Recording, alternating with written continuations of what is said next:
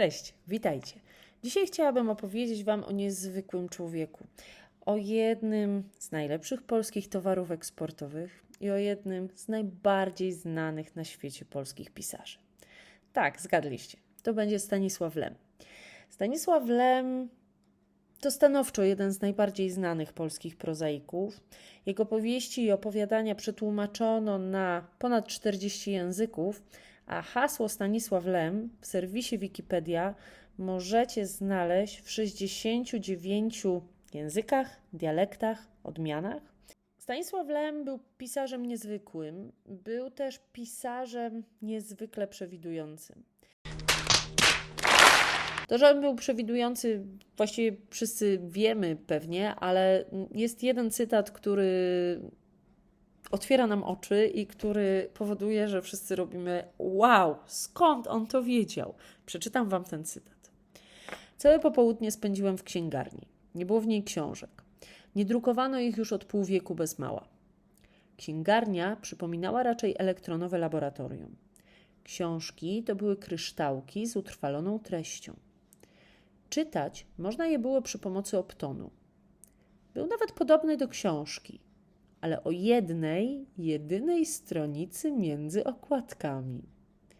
Za dotknięciem pojawiały się na niej kolejne karty tekstu. Ale optonów mało już używano. Jak mi powiedział robot sprzedawca, publiczność wolała lektany. Czytały głośno. Można je było nastawiać na dowolny rodzaj głosu, tempo i modulację.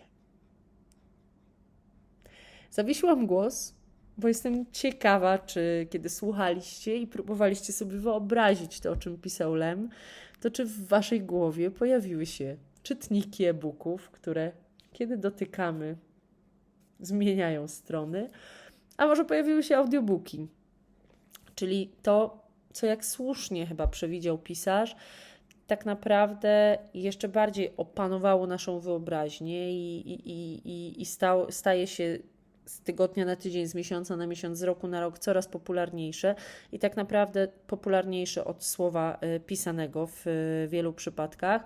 Na pewno to właśnie Wam przyszło do głowy. No i słuchajcie, ten fragment został napisany w 1961 roku, więc Lem naprawdę był jasnowidzem, był przewidujący i wiedział, co czeka nas w przyszłości. Okazuje się, słuchajcie, kiedy zaczynamy czytać powieści i opowiadania Lema, że wiele tych rzeczy, które on opisywał, są dzisiaj po prostu naszą codziennością i są rzeczami, z którymi na co dzień się spotykamy i z którymi na co dzień mamy do czynienia. Co Stanisław Lem ma wspólnego z filmami? No bo pewnie, gdyby nie chodziło o filmy, opowieści o Stanisławie Lemie na polskiej półce filmowej by nie było. Stanisław Lem nienawidził filmów jak nikt na świecie.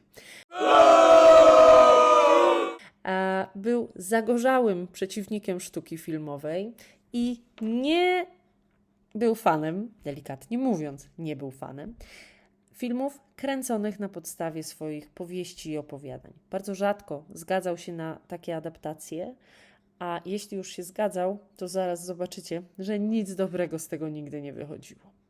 Czemu powieści i opowiadania Lema nie stały się bazą do kolejnego uniwersum Marvela albo do kolejnej sagi science fiction, którą wszyscy oglądalibyśmy z zapartym tchem? No dokładnie z tego powodu, o którym powiedziałam Wam wcześniej. Stanisław Lem nie miał żadnego zaufania do tworzywa filmowego. Uważał film za gorszą formę sztuki, za zdecydowanie słabszą formę sztuki od literatury. Uważał, że literatura jest najważniejsza na świecie. I o tym mówił między innymi Andrzej Tarkowski, który zrealizował jeden z najbardziej znanych filmów na podstawie prozy Stanisława Lema, czyli pewnie znane części z Was Solaris. Andrzej Tarkowski, który był, słuchajcie, wtedy kiedy kręcił Solaris, był już uznanym reżyserem, był ceniony przez bardzo, bardzo wielu, ale nie przez Lema. I Andrzej Tarkowski z takim ogromnym smutkiem wspomina swoje spotkanie z Lemem właśnie, kiedy zaczynał pracę nad adaptacją Solaris i mówi tak. On mnie bardzo lubi. Nie rozumie, co to jest kino. Ja bezgranicznie uwielbiałem jego książki, on był całkowicie obojętny w stosunku do mojego kina. Mówiąc krótko, on przez cały czas uważał, że literatura istnieje, jak muzyka, poezja, malarstwo. Ale kina nie pojmował. Nie wie, co to takiego. Lem nie traktuje poważnie kina jako sztuki. Właśnie dlatego uważał, że w scenariuszu powinniśmy naśladować jego powieść, po prostu ilustrować ją. Tarkowski cierpiał. Możecie sobie wyobrazić, że nie było to dla niego ani miłe spotkanie, ani pewnie zbyt miła współpraca. Jak tę współpracę wspominał Lem, za chwilę się dowiecie. Jedyne ekranizacje, które Lem wspominał naprawdę dobrze, to były te, które nigdy nie powstały. Najlepszy interes z Amerykanami zrobiłem na przełomie lat 60. Wówczas Michael Radstone kupił ode mnie prawa do realizacji Niezwyciężonego. Uważam, że Niezwyciężony jest utworem, który mógłby bardzo dobrze sprawdzić się na ekranie. Ma niesamowitą scenerię, latające chmury insektów. Realizacja takiego filmu musiałaby jednak kosztować fortunę, a byłby to projekt komercyjnie dość ryzykowny. Dlatego Radstone przez 4 lata bezskutecznie szukał producentów, przy okazji płacąc mi należne niebagatelne tantiemy za przedłużenie opcji. Film w końcu nie powstał, a byłby zapewne okropny. Za to ja sporo zarobiłem. Miłe wspomnienie. Okropny to jedno z takich najłagodniejszych słów, słuchajcie, których Lem używał w stosunku do swoich filmów, tak? Do tych filmów, które powstały na podstawie jego twórczości. Spójrzmy zatem na różne adaptacje prozy Stanisława Lema i zastanówmy się, czy przyjrzyjmy się temu, jak on na nie patrzył, jaki miał do nich stosunek.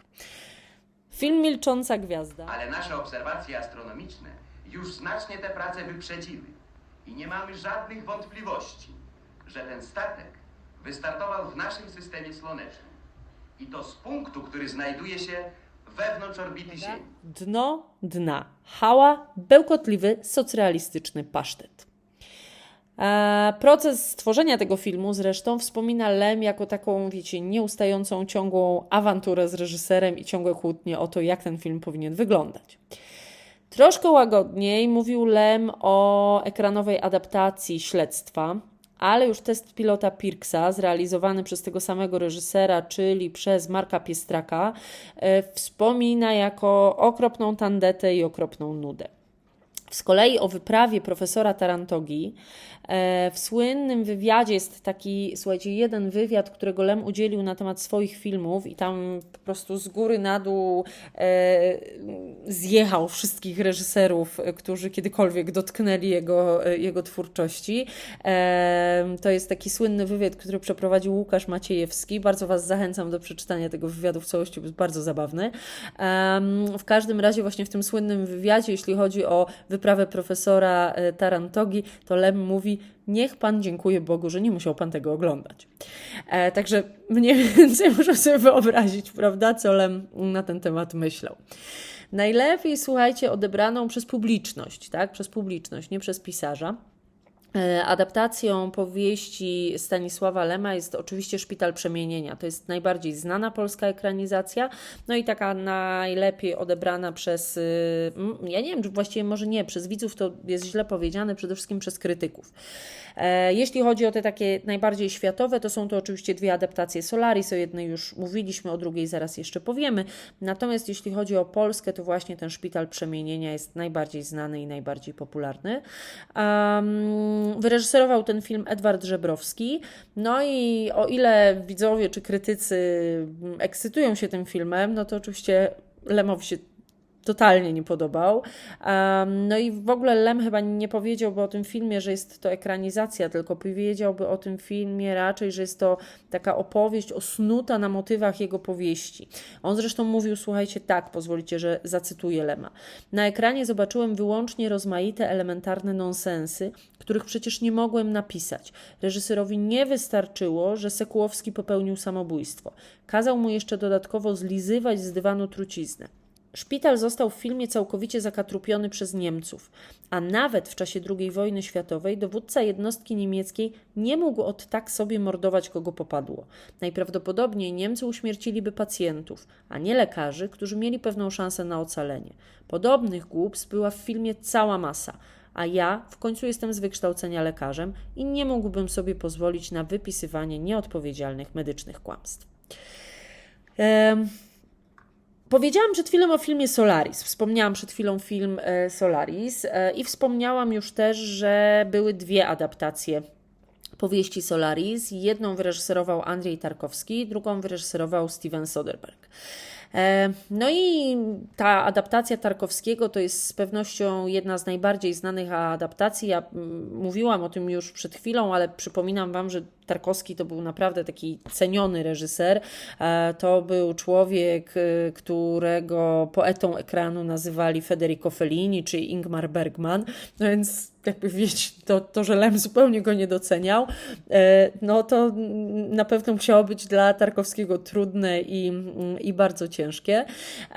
I tutaj znowu pozwólcie, posłużę się takim króciutkim cytatem właśnie z opowieści na temat prac nad filmem Solaris. Tarkowski już na samym początku popełnił duży błąd.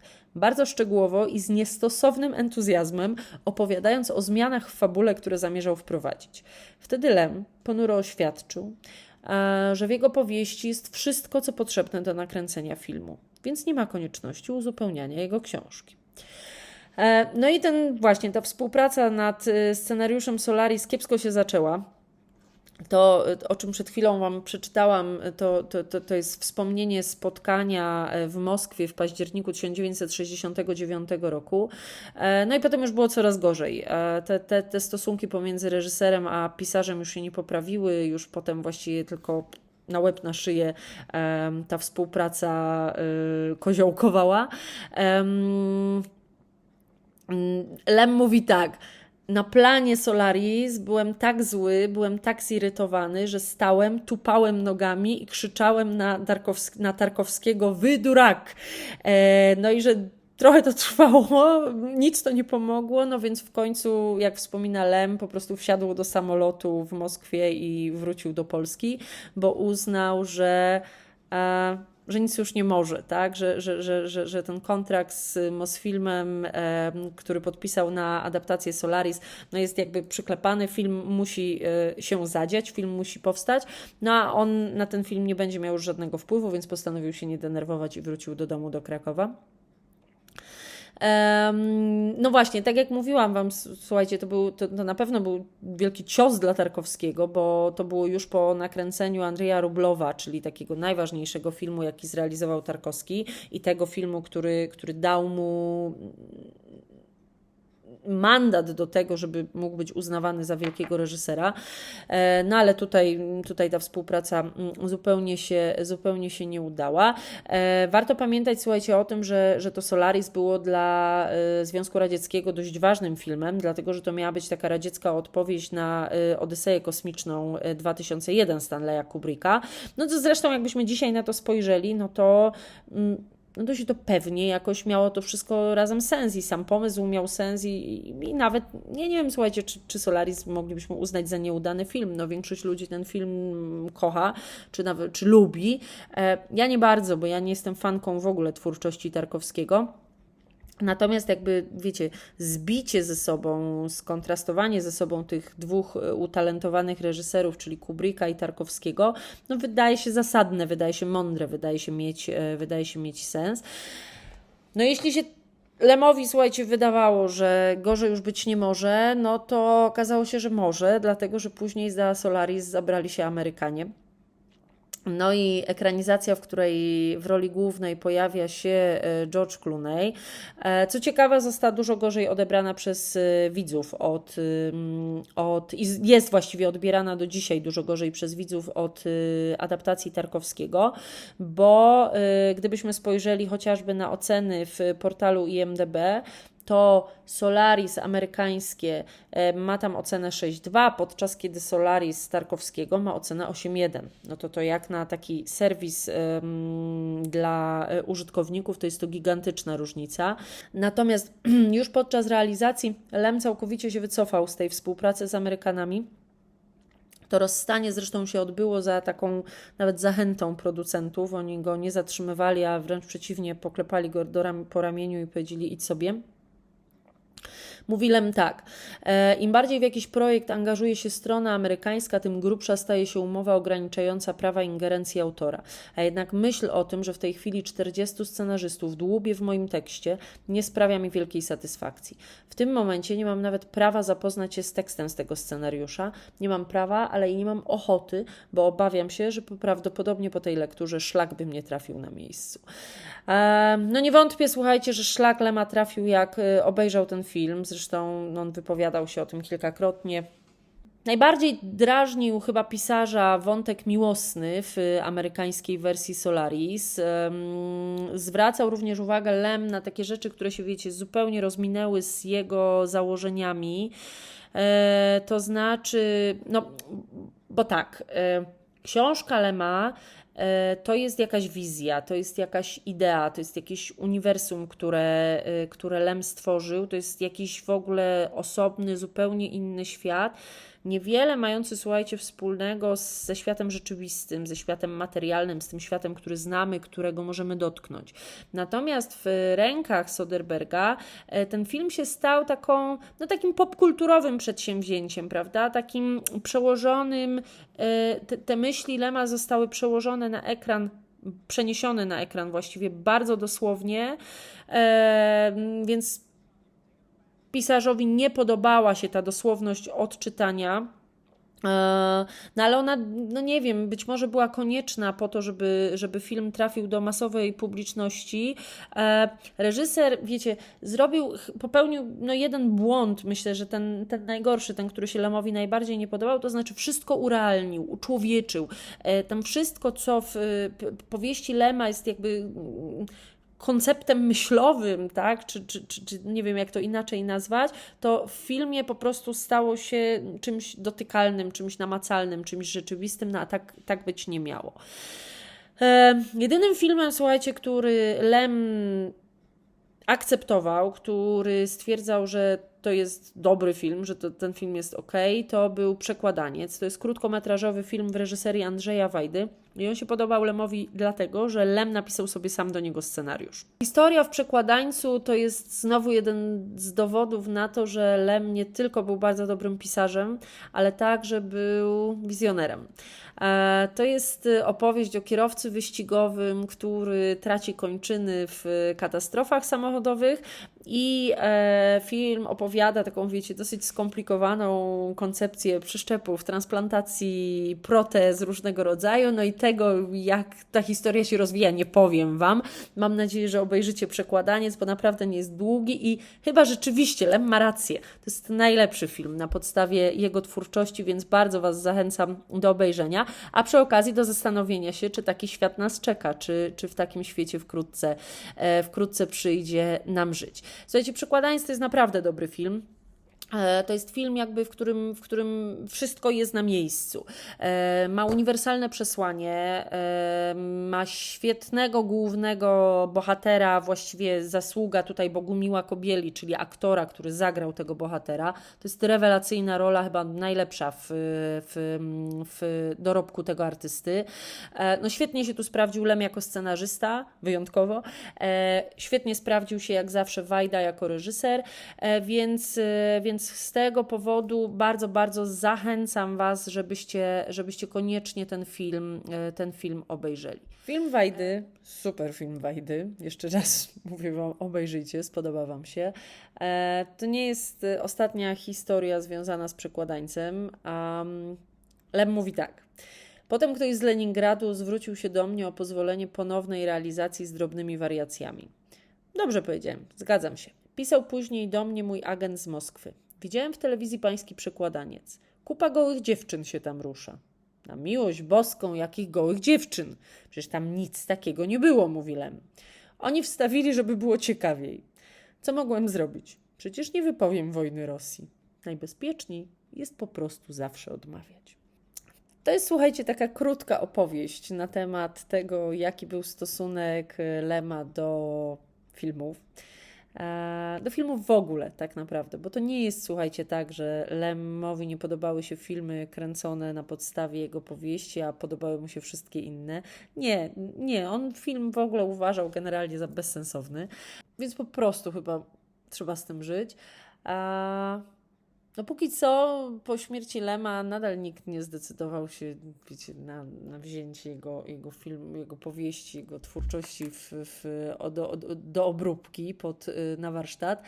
Choć pewnie jest to tak, że spadkobiercy Lema zostali przez pisarza uprzedzeni, żeby nawet nie próbowali i żeby się nawet nie ważyli sprzedawać jego książek. Słuchajcie, jak to było naprawdę? Czy to charakter Lema nie dopuszczał zmian scenariuszowych w napisanych przez niego tekstach?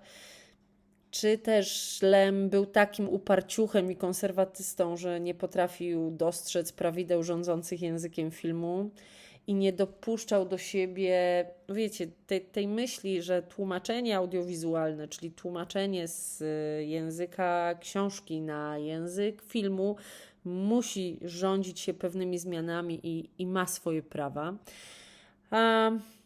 Nie wiadomo. Tak naprawdę nie wiadomo. Ja myślę sobie, że jeśli chodzi o gatunek science fiction, to być może jednak Lem miał trochę racji, zarzucając reżyserom i scenarzystom taki, wiecie, infantylizm i takie podejście troszkę zbyt lekkie do tych tematów, które on tak naprawdę przecież traktował jako najważniejszą część swojego życia. Być może to była wina reżyserów, być może, no właśnie, gdyby jednak, pamiętacie, mówiłam Wam na początku, że Tarkowski cierpiał, bo Lem uważał, że jego książkę należałoby zilustrować dosłownie. Być może to był błąd reżyserów i scenarzystów, być może właśnie tak należałoby zrobić, być może te światy wykreowane przez Stanisława Lema były takie, że no właśnie, nie trzeba było ich poprawiać, nie trzeba nadal ich poprawiać, nie trzeba ich ulepszać. Być może rzeczywiście trzeba przenieść te powieści i te opowiadania na ekran po prostu 1:1. Lem mówił, słuchajcie, tak, największą bolączką dzisiejszego science fiction jest infantylizm. Ci wszyscy biedni scenarzyści od lat nie potrafią opowiedzieć niczego nowego poza wojnami kosmicznymi i złowrogimi przybyszami z obcej planety, a mnie się to wydaje nudne, monotonne i głupie. I cóż ja mam Wam powiedzieć? No, ja się trochę niestety muszę z Lemem w tym przypadku zgodzić. Ja mam wrażenie, że widziałam już wszystkie filmy science fiction i ktokolwiek jeszcze nie nakręci, to będzie to dokładnie takie samo.